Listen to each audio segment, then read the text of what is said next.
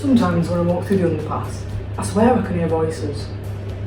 I used to think it was just kids, mucking about, having a laugh. But last night on the way home, the rain were lashing, and it was a relief just to get to the tunnel. The warm orange lights buzzed and I could feel my feet moving faster. It was windy, and there was a sound, a strange sound, almost as if someone were crying, a low cry, like the ones you try to hide.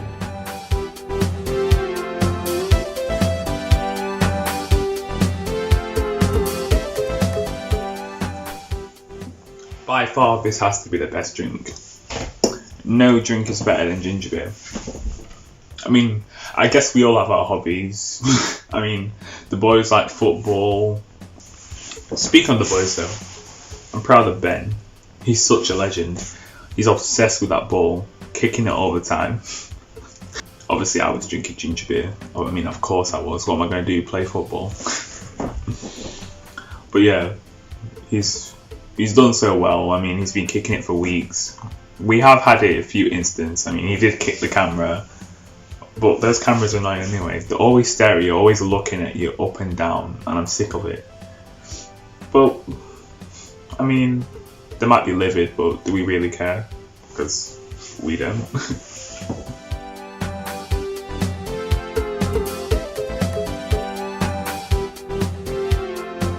I don't know why I bother.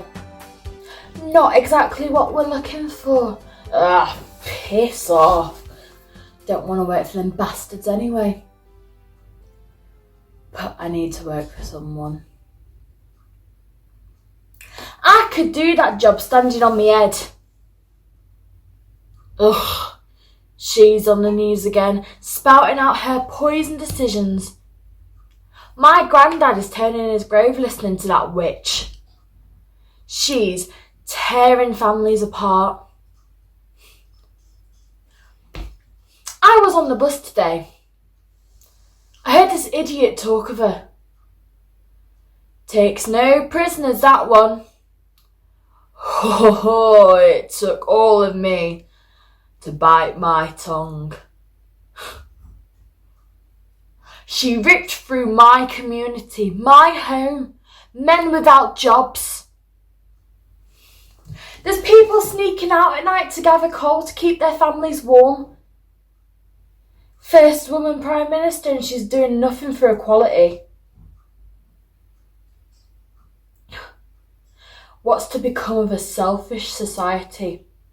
Kindness seen as weakness. Where your own needs become more important. That goes against the blood in my body, that does.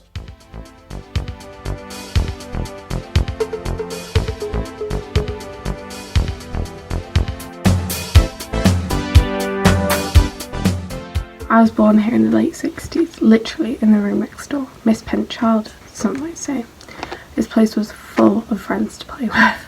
There was never a dull moment. We used to play all sorts of games. Kit, can, court, Delavio and tall boys. Unless war was about, then you got a right howling off for playing on the grass. When I was younger, the flats felt so safe. I remember my dad leaving the door open all night. It was warm and full of light, and had a very, very special sense of community. Gone downhill now. God only knows what's going to happen. Keep my door locked and barely know anyone these days. Such a shame. My nana says this place is a little Chicago because of the lads running around thinking they're gangsters. Maybe it should still be called that. Lisa's brother, the dodgy stuff he's been getting up to. No wonder they nicked him. Always looking to gain something. Power, respect, status.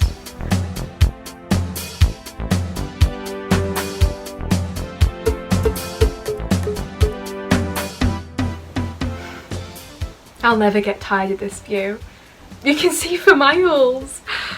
You know, when we first moved in, it's the first thing I remember. Oh, it was a warm, sunny June day and the sunlight literally burst through the windows. You could barely see anything for the first 30 seconds whilst your eyes got used to it. Oh, but that first look out the window, I'll never forget it. I'd never seen anything like it. You know, growing up in Hillsborough, our view was the exact same house on the opposite side of the street. The same red brick walls all lined up on the surrounding street, standing to attention like regimented soldiers. But this was different, you know, special. Oh, it sounds stupid, but it's like when people say it took my breath away. I totally get it.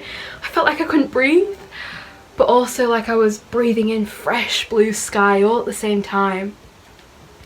It truly felt like I was standing in the street in the sky.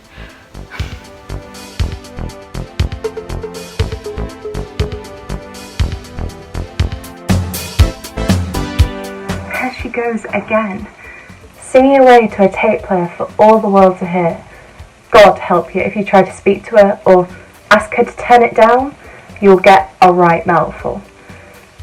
I feel sorry for her, but I also kind of admire her. I wish I had the courage to just wear what I want and not care what anybody else thinks or says. Don't get me wrong, she doesn't exactly have the same style I was going for, but in a strange way, she pulls it off, makes it her own. I just wish I had the balls to be a bit more daring. It's like those kids down on the moor, with their piercings and big hair. I'm so jealous that they just get to do what they want. My dad would absolutely kill me. I'm just counting down the days to the 18th birthday. He can't stop me then.